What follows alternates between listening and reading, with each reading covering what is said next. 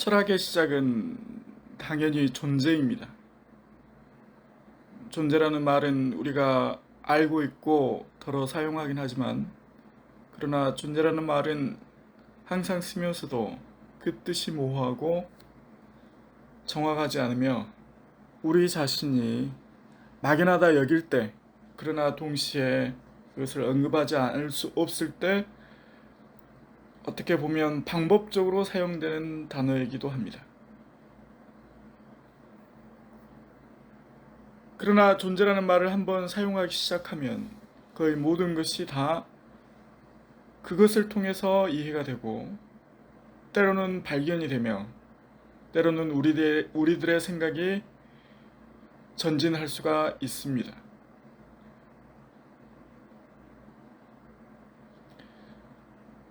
존재라는 말은 모호하고 알 수가 없고, 무엇이 있다 가리킨 다음에 사실 그 존재가 확보되는 것이 아니라 무엇이 있다 말한 다음에 그것이 정확히 무엇인지 설명할 수 없음으로 인해서 존재가 됩니다.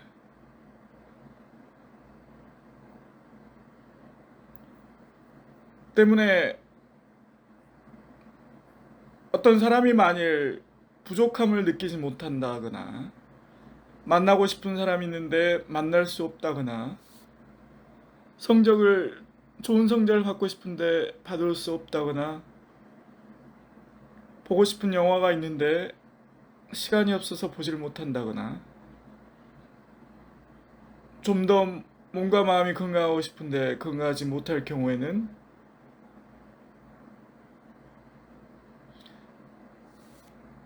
그러니까 그 모든 경우에 있어서 그와 같은 경험이 누적되지 않는 경우에는 사실 존재라는 말이 살갑게 다가오지 않습니다. 우리가 무엇을 하고자 하는데 그것을 하지 못할 경우, 드디어 존재라는 말이 우리들에게 다가옵니다.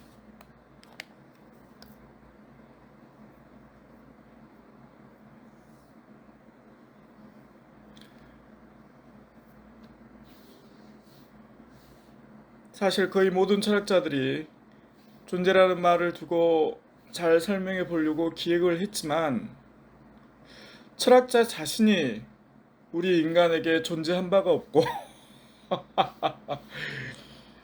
때문에 철학자가 존재론을 잘 기술하려고 하고 정신의 저작을 잘 펼쳐보려고 하지만, 사실 독자가 그것을 잘 이해했다거나 내지는 철학자 자신이 그것을 잘 표현했다거나 할 수 있는 것에 확증이 없기 때문에 그와 같은 존재는 또한 사라지게 됩니다. 그런데 또한 존재는 그렇게 대단히 어려운 관념이 아니어서 한번 집중력을 갖고 파악하고자 하면, 그리고 또 그것을 세련되게 사용하고자 하면, 대학을 나온 사람이면 누구나 다, 그리고 철학을 전공한 사람이면 좀 더 완벽하게 그와 같은 말을 갖고 우리를 설명하고, 존재를 설명하고, 진리를 설명하고, 또는 설명할 수 없으므로 나아갈 수가 있습니다.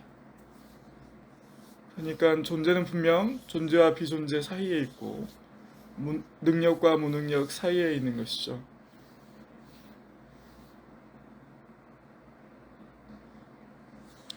우리들의 대부분의 존재는 그와 같이 막연하고 모호하고, 때로는 어둡고, 때로는 빛이 환하고, 때로는 하늘처럼 높고, 때로는 갈 수 없는 땅의 지경 같고, 때로는 아직 읽지 못하는 책과 같고,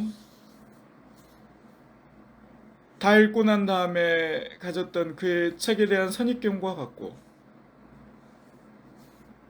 기대했던 바가 있었는데 기대한 것 이상의 것을 성취하는 그 모든 순간이 있고, 그것들이 다 존재라고 여겨질 수가 있습니다.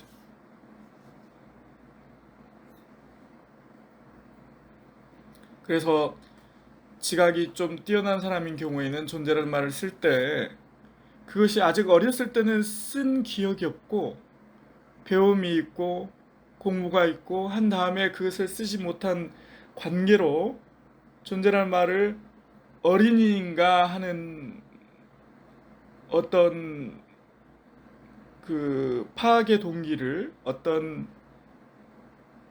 해석의 단초를 스스로 구하고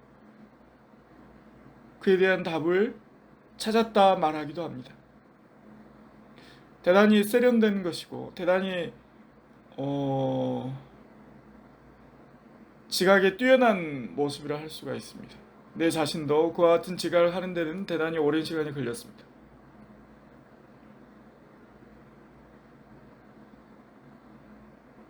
우리가 유년을 지내왔음에도 불구하고 우리는 끊임없이 유년 속에 있고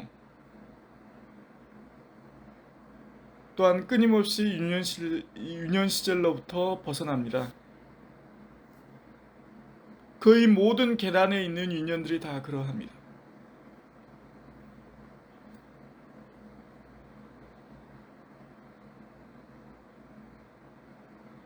존재는 그것이 비존재가 되는 순간에 빛이 납니다. 그리고 그것이 과연 학문적인 대상인가 하는 생각이 듭니다.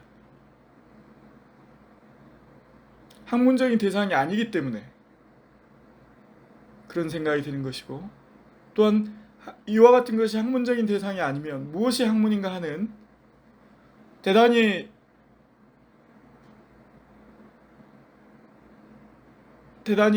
훌륭한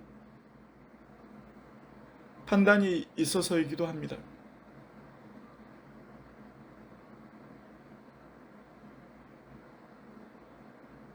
이와 같은 존재라는 말을 두고 철학 강의의 첫 번째를 달성하려고 하는데, 또 우연히도 전국적으로 유행하는 악기라는 SBS 드라마가 있어서 먼저 두 편을 보았습니다.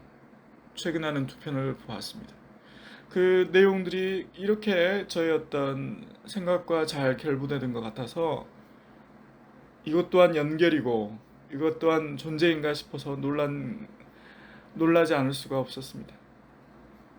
오늘은 또 어떤 사람이 그와 같은 대사를 했습니다. 자기가 지금 여주인공에 씌어있는 그 악귀를 만났는데 그 악귀가 완전히 어린아이는 아닌 것 같다. 그렇다고 자기들과 같은 또 어른도 아닌 것 같다 하는 모습은 어린아이 같은데, 그 모습은 분명 그 중간 어딘가에 멈춰 있는 것 같다, 그런 말을 했습니다. 그 말 한마디 한마디가 나의 가슴을 찔렀습니다. 원래 드라마는 보고 난 다음에 감상의 기쁨이 충만할 때는 그것이 존재이나 그 이상의 것을 언급할 수 없음으로 인해서 비존재를 자각하게 만드는 원인이 됩니다. 대부분의 신문이, 인터넷 기사가 그에 대한 시도를 하고 재수를 갖지만 그것에 대해서 충분한 만족을 얻는 경우는 거의 없죠. 때문에 좋은 드라마가 그날 저녁에 도시에서 방영이 되면 도시는 존재로서 충만을 하지만 동시에 그에 대한 정확한 해석과 이해와 때로는 비판이 없기 때문에 비존재가 또한 물밀듯이 들어와 우리를 장악하게 됩니다. 애타게 기다리는 마음, 또는 대충이라도 드라마를 보는 마음, 그것이 다 존재입니다. 애타게 기다리고 볼 때 집중할 수밖에 없고, 드라마가 끝났을 때 애잔한 마음이 가시질 않는다면 그보다 더한 존재는 있을 수가 없습니다.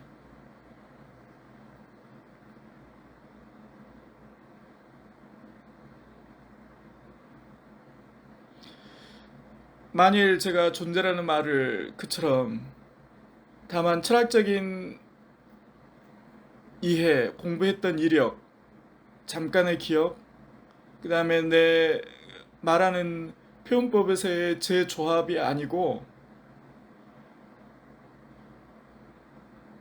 그러니까 그것만이고 그것으로만 기술했다면 존재에 대한 이해와 인상이 깊지 않을 수가 있습니다. 그런데 어제 봤던 매우 훌륭한 드라마를 언급하고 심지어는 내용의 어떤 문장을 제가 인용을 하고 했기 때문에 여러분들은 존재라는 말이 유독 선명하게 다가오고 희미한 예시문에서 벗어나 굉장히 선명한 필름적인 강렬함을 맛볼 수가 있을 것입니다.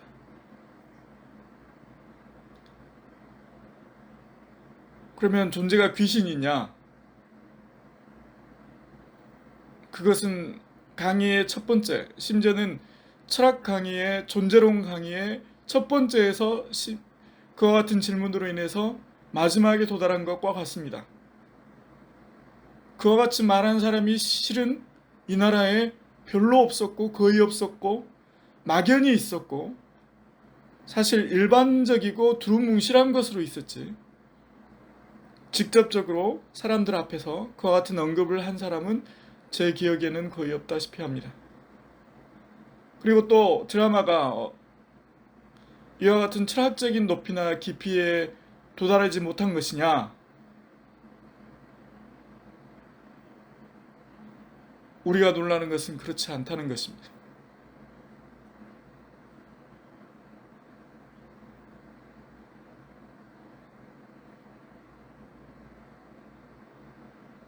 존재 안에서 우리는 다시 태어나고 무언가 기억이 되며 그것으로 우리가 다시 존재하는 것을 느낍니다. 항상 비존재가 있고 그것을 감당하며 그것을 견딥니다.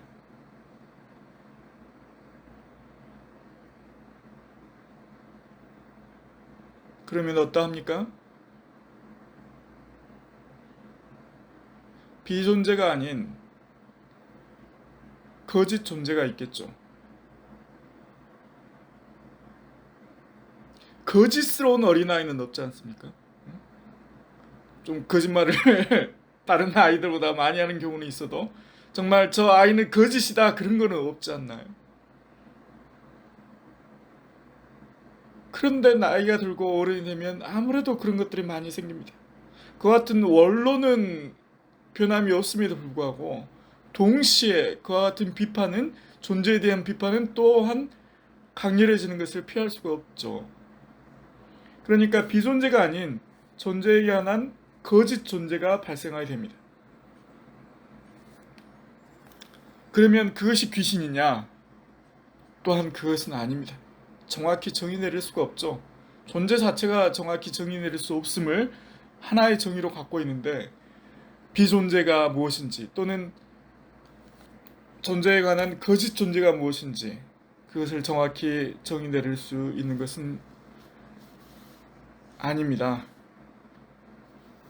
그런데 이와 같은 말의 도움으로써 어떤 막연하고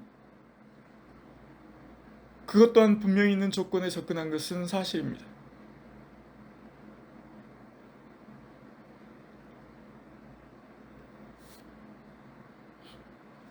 철학 강의의 첫 번째 항목은 존재이나 또한 그것을 충분히 설명할 수 없음을 우리는 항상 경험합니다.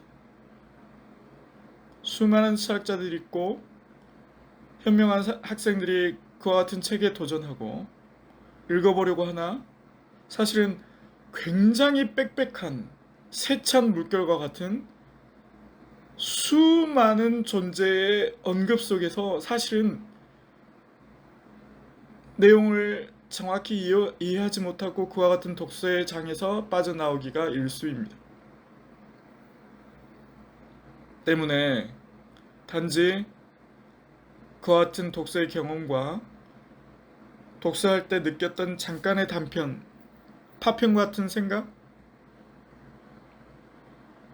보통 소크라테스 이전의 그리스 철학을 파편 철학이라고 하는데 정확한 문건이 있지 않고 약간의 내용과 인용이 있다는 것인데 사실 우리들의 생각 자체가 제일 처음에 성립될 때는 철학적인 사고가 제일 처음에 성립될 때는 그와 같은 고대 그리스 철학 소크라테스 이전의 방법과 형식과 유사함을 피할 수가 없습니다.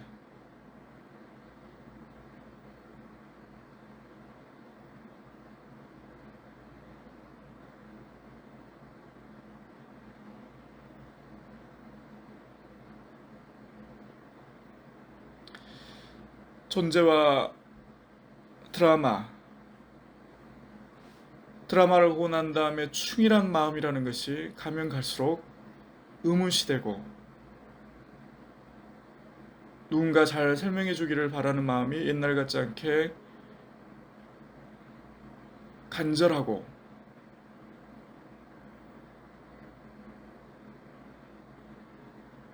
이 모든 것들이 사실 존재가 존재하게 되는 과정과 같은데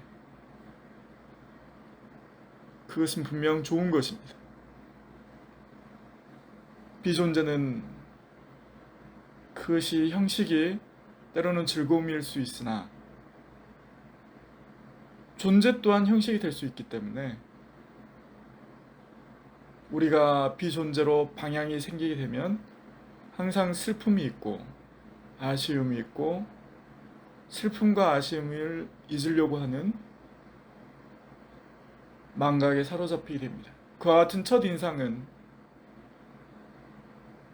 철학에 대한 무지인가,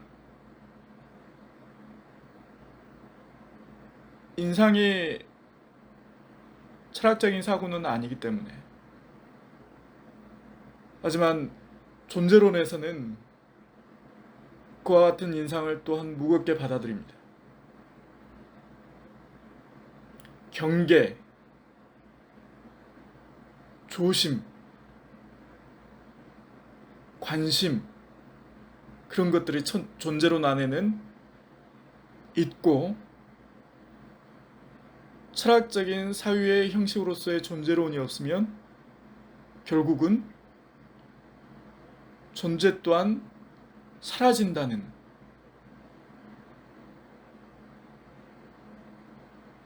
그와 같은 정의이기도 하기 때문입니다.